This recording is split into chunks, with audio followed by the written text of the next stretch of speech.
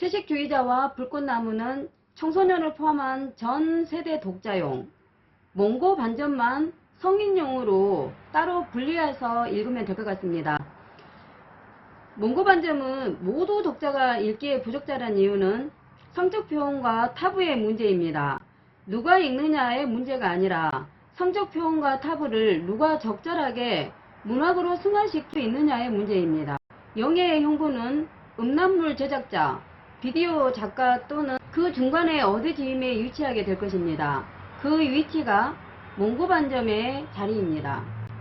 첫 번째, 인간이기를 거부하고 인간이기를 포기한 몽고 반점. 몽고 반점은 인간이기를 거부한 영예와 인간이기를 포기한 형부의 태도가 두드러집니다. 특히 영예는 인간의 몸을 거부하고 식물이 되기를 원합니다. 그래서 사회적인 역할과 구제를 거부하죠. 최소한의 채식을 하며 식물이 되어갑니다. 성인이 되어도 영의 엉덩이에서 사라지지 않는 몽고 반점은 평범한 인간이 아닌 식물과 인간의 그 언저리를 상징합니다. 또한 몽고 반점은 인간으로 살아가는 것을 스스로 거부하는 존재임을 암시합니다. 영예의 형부는 인간의 욕망을 예술로 승화시킨다는 명분으로 동물적 욕망을 실현하는 존재로 그려집니다.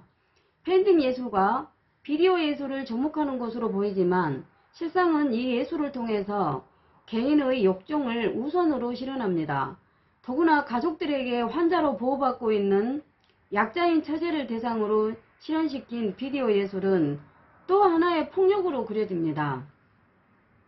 영예는 자신의 나체에 꽃을 그려 넣음으로 인간이기를 거부했고, 형부는 자신의 몸에 꽃을 그리고 사회적 타부의 선을 넘음으로 인간이기를 포기했습니다.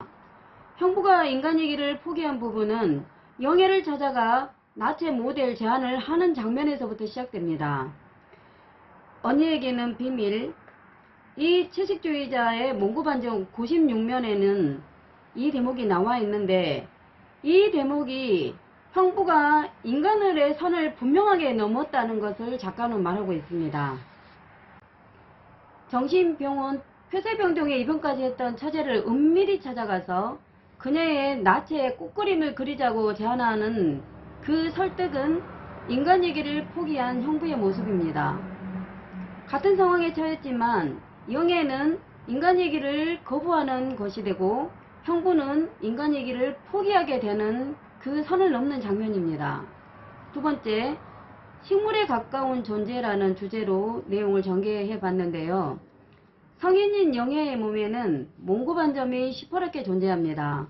이 설정은 영예가 식물과 인간을 연결하는 영매라는 존재임을 작가는 암시하고 있습니다. 영매란 활용과 인간을 매개하는 사람입니다. 영예라는 이름의 어감은 영매와도 유사합니다. 이 책에서 영예는 인간과 식물을 매개하는 영매자 역할을 한다고도 볼 수 있습니다. 더 나아가 부재한 신과 인간 사이에서 몸부림치는 존재로서의 영매의 역할이기도 합니다. 몽고 반점에서 영예는 식물과 인간의 사이에 위치합니다. 그래서 형부가 자신의 벌거벗은 몸에 붉고 시퍼런 꽃을 그리는 것에 방임 또는 동의한다고 볼 수 있습니다. 이는 자신이 인간이기를 거부하는 의사 표현입니다. 영예와 형부가 몸에 가득 그려진 꽃의 암술, 꽃잎 등을 이해하는 의미도 각각 다릅니다. 책에서 몽고 반점을 소술하고 있는 내용을 읽도록 하겠습니다. 몽고 반점은 과연 엄지손가락만한 크기로 왼쪽 엉덩이 입부분에 찍혀 있었다. 어떻게 저런 것이 저곳에 남아있는 것일까? 그는 이해할 수 없었다. 약간 멍이 든 듯 또한 연한 초록빛의 분명한 몽고 반점이었다. 그것이 태고의 것, 진화의 전의 것, 혹은 광합성의 흔적 같은 것을 연상시킨다는 것을,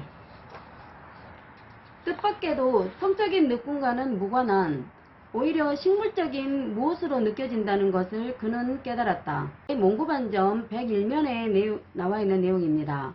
형부는 영예의 몽고 반점을 확인하며 그녀가 식물에 가깝다는 사실을 인식합니다. 그녀의 몽고반점에서 광합성의 흔적을 발견하고 채식을 하며 겨우겨우 인간적인 삶을 유지하는 특이한 존재임을 형부는 확인했습니다.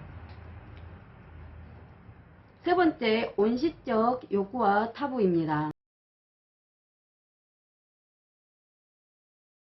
타부는 강력한 욕망의 대상이면서 동시에 거부의 대상이라는 문학 비평의 용어입니다. 비디오 작가인 형부는 처제의 엉덩이에 자리 잡은 몽고반점에 집착합니다. 영예의 왼쪽 엉덩이에 자리한 엄지손가락만 크기의 몽고반점에 호기심에서 비롯된 형부의 예술적 동기로 발동합니다. 특히 자신의 아내와 다른 면모를 가진 처제의 모습과 태도에서 타부를 뛰어넘고 싶은 강력한 욕망을 분출합니다. 음란물 제작자와 영상예술가 사이에 선 그는 죽어버리고 싶다, 저질러 버리고 싶다고 처절하게 갈등하는 장면이 묘사됩니다. 처제는 온시적 몽고반점이 남아있는 사람이고 형부는 온시적 타부의 욕구가 거세되지 않고 남아있는 사람이라고 볼 수 있습니다. 그는 몽고반점으로부터 고개를 들어 그녀의 알몸을 전체적으로 보았다. 처음 모델을 하는 사람 같지 않게 처제와 형부라는 관계를 고려한다면 더더욱 그녀의 침착한 태도는 인상적이었다. 그는 문득 그녀가 손목을 근 다음날 상체를 벌거벗은 채 병원 분수대 앞에서 발견되었다는 것을, 폐쇄병동에 입원한 것은 그 때문이었다는 것을, 병원에서 수시로 옷을 벗고 햇볕을 쬐려 해 퇴원이 늦어졌다는 사실을 상기했다. 이 장면에서 처제는 이미 식물이나 다를 바 없는 나약한 존재이고, 처제가 벌거벗은 채로 병원 분수대 앞에 앉아 있을 때도 정상적인 인간이라면 그 처제를 보호해야 될 대상으로 바라보는데, 형부는 자기의 욕구를 배출할 수 있는 대상으로 바라본다는 그런 타부를 지속할 수 없는 인간이기를 포기한 존재라고 작가의 의도가 들어있는 장면입니다. 인간이기를 포기한 형부의 전말은 제2의 말에서 뚜렷하게 표현됩니다. 그건 안 되는 거예요. 이 사람은 뭐예요? 창녀나 그런 사람은 아닌 것 같은데 또 창녀라 해도 이래도 되는 거예요? 128면에 나와 있는 제2의 말입니다. 알몸에 꽃을 그리고 영예와 엉클어졌지만 실제적인 암술과 수술을 상징한 실제적 삽입은 거부합니다. 영예와 영예의 엉클어진 모습을 촬영하며 들뜬 형부는 이미 관음증 환자였습니다. 영예는 형부의 그런 욕망을 거부하고 집으로 돌아갔어요.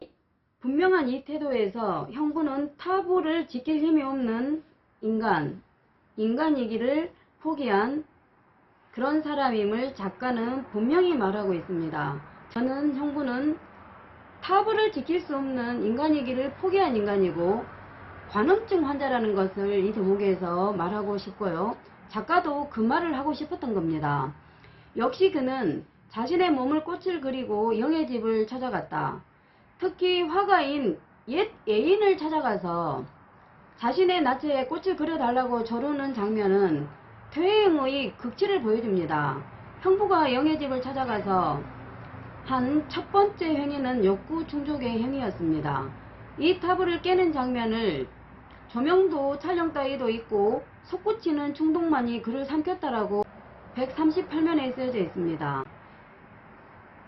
이 장면은 영예가 허락하지 않은 형부의 일방적인 욕구 해소의 장면으로 작가는 분명하게 선을 긋고 있습니다. 약자가 저항할 수 없는 상황을 동의로 인정하는 무자비한 폭력의 속성을 작가는 이 부분에서 강력하게 말하고 있는 겁니다. 이렇게 강력한 메시지를 몽고반점은 곳곳에 담아놓고 있습니다. 약자가 저항할 수 없는 상황이라고 해서 그것을 동의로 인정한 무자비한 폭력의 속성 맞잖아요. 몽고반점을 폭력의 일환으로 다룬 논문이 있는데 아마도 이런 부분을 염두에 둔 것으로 추측할 수 있었습니다. 형부는 1차적 욕망을 해소하고 나서 삼각대를 설치했습니다. 그는 다시 일어서서 현관으로 걸어 나갔다. 벌거벗은 채 그는 삼각대를 낮게 설치하고 캠코더를 고정시켰다. 140면의 내용입니다. 이 장면부터 영예와 협의된 비디오 예술이 시작됩니다. 한강 작가는 한 매체의 인터뷰에서 영예의 남편과 형부를 바람직한 못한 남자상으로 그리고 있다라는 말을 하거든요. 영예라는 영매의 메시지를 전혀 알아듣지 못하고 무자비한 남자의 속성과 폭력의 속성을 그리고 있습니다. 이들은 인간에게 환멸을 느껴서 인간으로 살아갈 수 없는 여자를 그대로 바라볼 수 없을 뿐만 아니라 이 약한 대상을 통해서 자신의 욕망과 욕구를 풀고 있는 폭력의 전형적인 속성으로 볼 수 있습니다.